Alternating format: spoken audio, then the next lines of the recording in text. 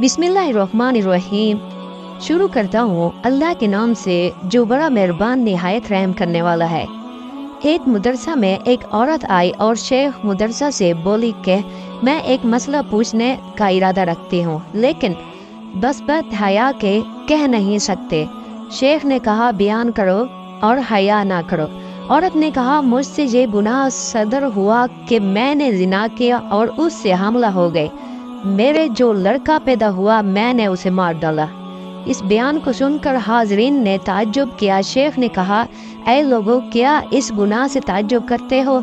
समझो कि ग़ीबत का गुनाह इससे ज़्यादा है, क्योंकि जिना करने वाला जब गुनाह तौबा कर ले तो अल्लाह ताला उसकी तौबा कबूल कर लेता है, और ग़ीबत करने वाला जब तौबा करे तो अल्लाह ताला उसे ज़िम्मे से बरी नहीं करता जब तक वो शख्स जिसकी ग़ीबत की है माफ़ ना करे। इसको खजाना रुवायात में रोज़ा से नकल किया है। अल्लाह ताला हर मुसलमान को गुनाह से बचने की तौफीक अता फरमाए। आमीन सुम्मा आमीन।